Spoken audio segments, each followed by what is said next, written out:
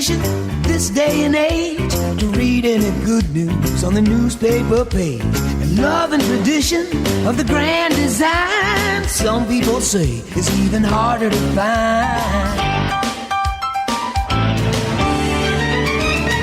Welcome to our 30th episode. Round of applause. All things real estate. Yep, Congratulations, boys. We're still here. Oh, we're one short. It feels like 300.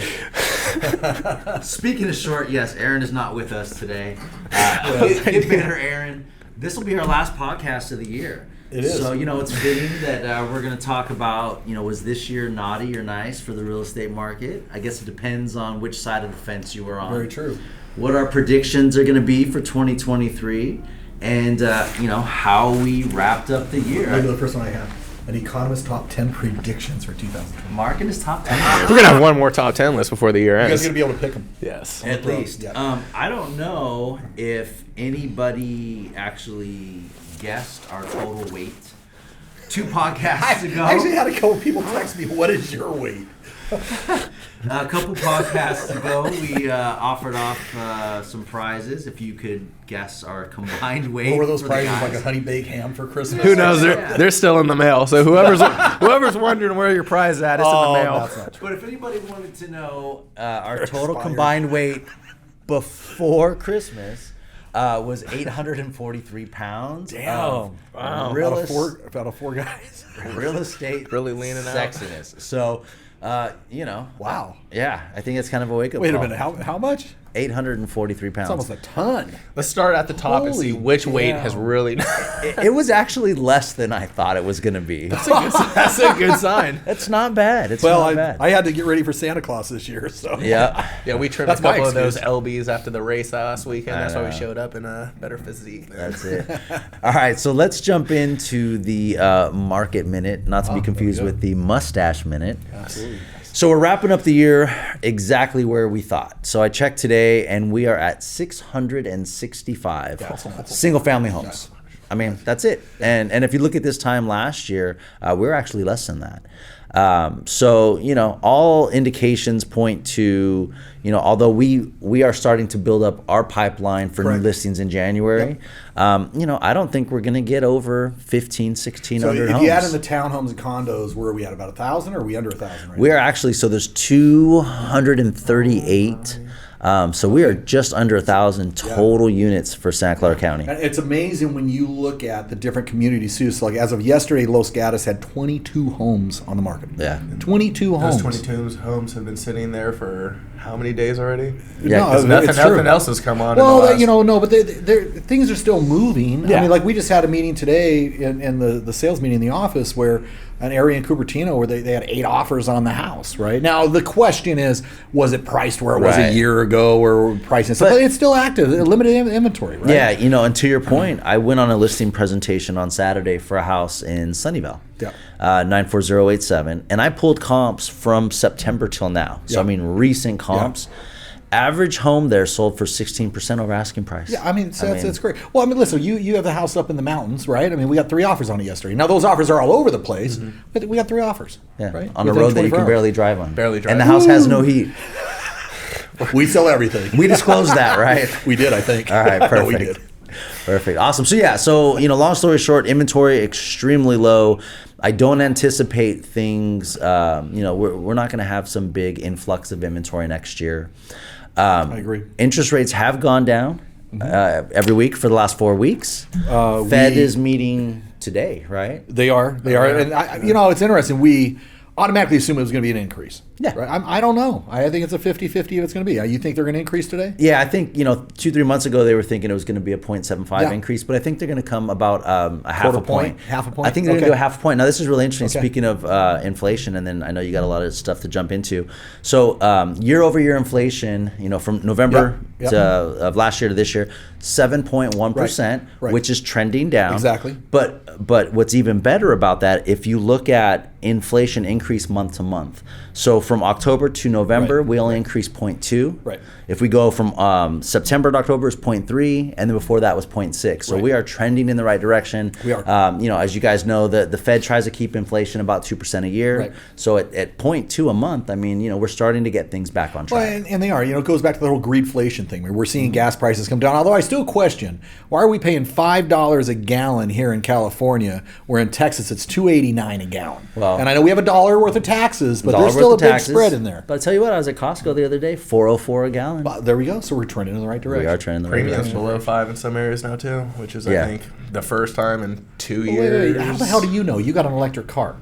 I still have to pass a gas station to come to work. Hey, but I keep off topic slightly, but have you seen the price of diesel? That's insane. It's insane, right? Yeah. And the whole thing with diesel like is it used to rocket be a fuel. cheaper Alternative. commodity, Yeah, right? absolutely. And now I saw some report where they were saying there was literally like a month supply of diesel Jeez. that was out there, and they're having to go into reserves for diesel and stuff. So Yeah, no, it's insane. I don't have a But diesel car, so if interest rates continue to, I think here's what's going to happen. Mortgage interest rates will continue to decline. Yeah. And I think by the time we hit May, June of next year, where the inventory is high and rates are low, it's going to be a busy summer. we talk about our predictions and everything, right? I would advise any buyer right now over the next 2 months, get your ass out there and buy. Mm-hmm. It is the easiest time to buy something than it's ever been. Right now, we just took an offer on a property with a 2-1 buy down, where the buyer is about a $900,000 property. Buyer came in asking for an $18,000 credit to get the rate bought down. They went from like a 4.85 or 5% rate down to 4%. Yeah. It was the only offer we had. Clients the sellers more than happy to go ahead and pay that. So there's opportunities that buyers had. I know Absolutely. earlier in this podcast we talked about how we see multiple offers, little inventory, but there's those homes. Look for those homes still that have been on the market for 3-4 weeks. I mean, there are some negotiations there that buyers can do, and I think, to your point, we're not dealing with 7% interest rates. We're not at 6%. Right. You know. And did you know, if your client does a 2-1 buy down and they refinance within those 2 years, they get the money back, the difference. Great point. What is a 2-1? Yeah, so 2-1 buy down. Say the bank offers me a 6.5% interest rate for 30-year fixed. 2-1 buy down. The first year, my interest rate will be 2 percentage points less. So my first year one will be a 4.5% interest rate calculation. Year two will be 4.5% interest rate calculation. Year two will be a 5.5, and then year three is when it goes into the agreed upon rate, which is 6.5%. Right. Yeah, I think back to your point about buyers having an opportunity to get stuff that they didn't have in the last few years. right. I think as a buyer, especially going into this next year, stay patient, stay committed to your goal and your plan, and stay confident. And like you said, we see these properties on the market, and the clients that I brought into the property in Morgan Hill, property was on the market. We were supposed to get it to sell months ago. Never came back around. That's a whole other story there. Listed with someone else on the market for 3 months. My buyers who have been locked in this market stayed committed to the process. Right. We ended up offering on this property, getting it $300 under asking. $300? That's it? $300,000 under asking. We work with matters. And it appraised for $150,000 over what we got it for. And the hidden story behind that we don't have to go down the rabbit hole now, is that seller would have gotten a lot more money if they would have listened to David in the first place. Yeah. Absolutely. Yep. And I think if you were an agent who, agents who were going for the one-shot wonder last year, find a buyer, put them in a contract immediately, never talk to them again. It's different now, and especially like with this property in Morgan Hill. If you were going for a one-shot buyer, most agents would never keep following up with the same buyer, working on the same property, making sure they're engaged with the market and everything going on. And this is not only for buyers entering the next year, but newer agents, especially even older agents who are seeing a slowdown. I think the main focus should be nurturing that sphere. Really making sure everyone is still on board, understanding the market trends and the patterns. So when that time does come, they're not just jumping back in it, asking the first person they see online, but going back to the source or the contact that they have that's feeding them the information. Yes. My name is Ben. Welcome to my TED Talk. Absolutely. Welcome to my There you TED go. Talk. There you go, man. So let's transition a little bit, Mark. I know you have a couple of things you Okay, brought so with you today. I'm going to do a little bit different here. I'm going to throw out some headlines and let you guys pick which one you want to talk about. All right. So here are the headlines. Ladies' choice. No housing bubble. An economist's top 10 predictions in 2023. Okay. That's number one choice. Okay. 2, the best states to retire in 2022. Okay. Or 23, actually, as we get into it. Right? And this comes to point because a lot of times we come across clients who want to sell, but they're like, where am I going? Yeah. Right? So best states to retire in 2023. Menifee, Chino, among top 10 boom towns in America. Okay. Chino and Menifee? Just We're saying. Huge people on Chino. And the last one you have to choose, home prices falling in 2/3 of U.S. metro areas. Okay, I like the home prices retirement one. falling in 2/3. You got Menifee and Chino. Boom towns in America, not California, in America.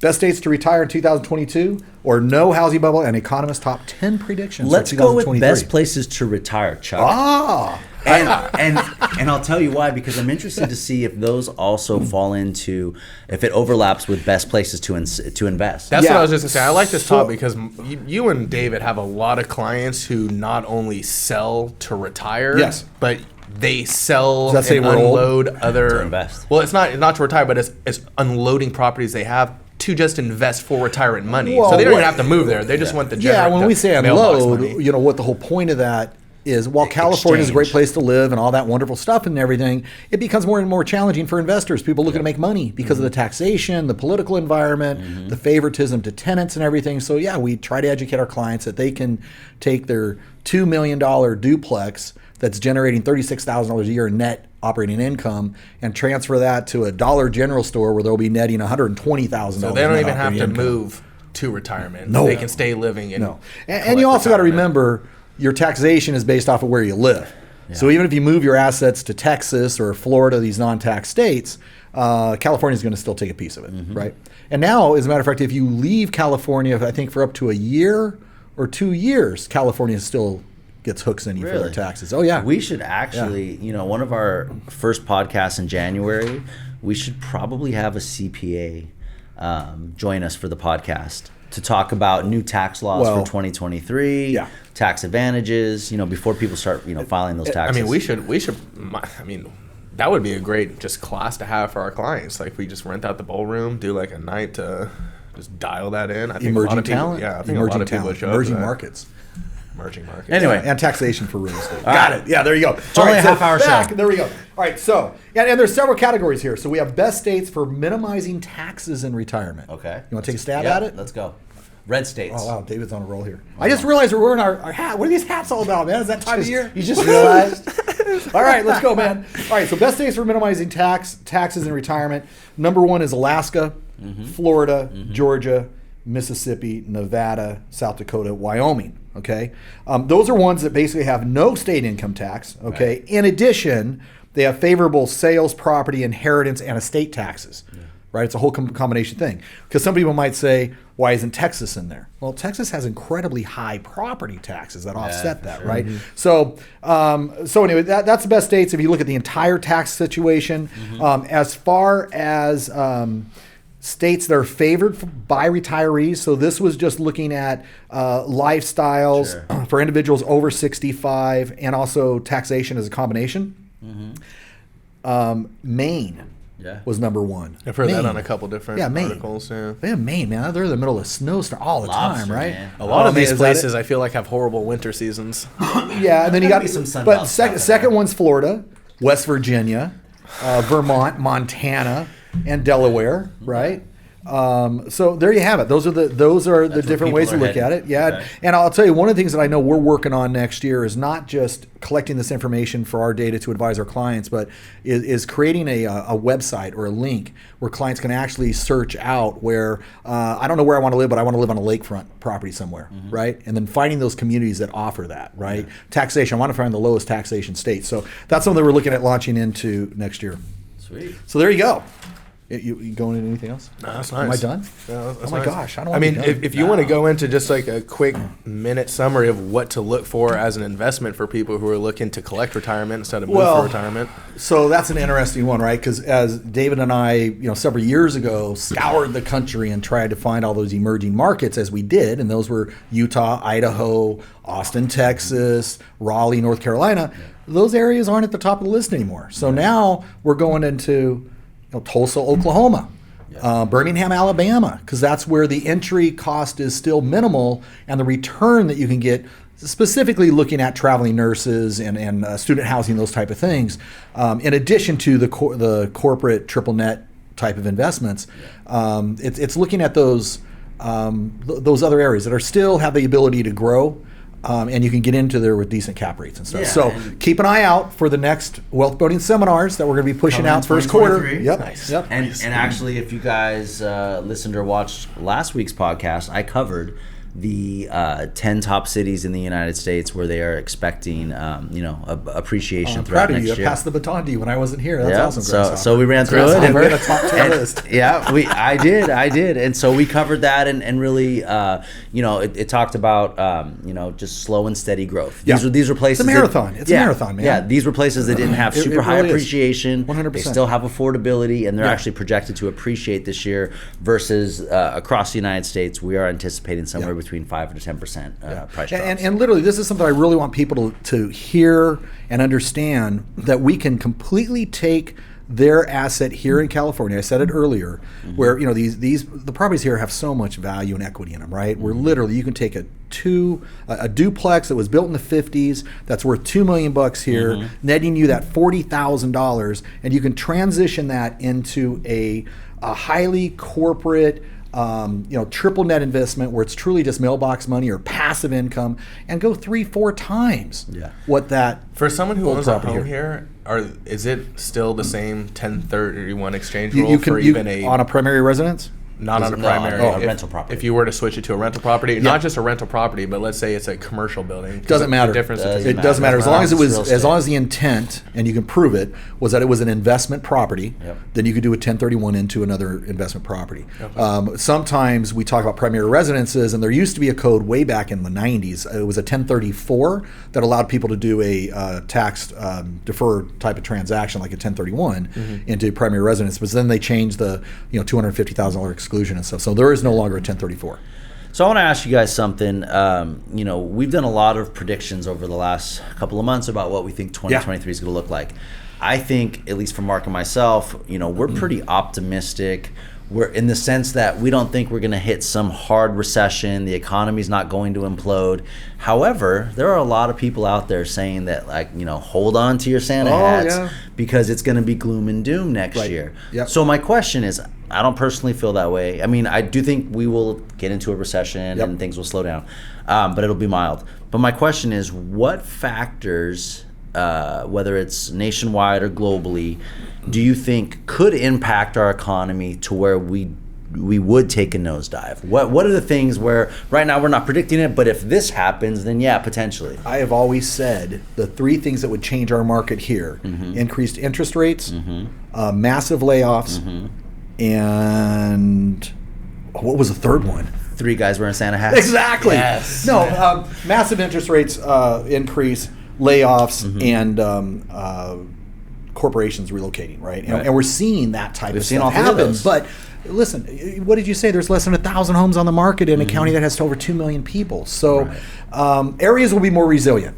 If you are in some of these areas, I can tell you Austin, Texas right now, that all of a sudden went from 2,000 homes on the market to 9,000 homes on the market. I was reading an article, and I know you mentioned this a couple podcasts ago, where we have 750,000 people that are underwater on their mortgages.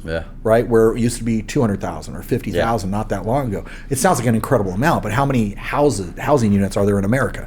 Right. If we go back to 2008 through 2011, hell, we had 750,000 just in the state of California, people underwater.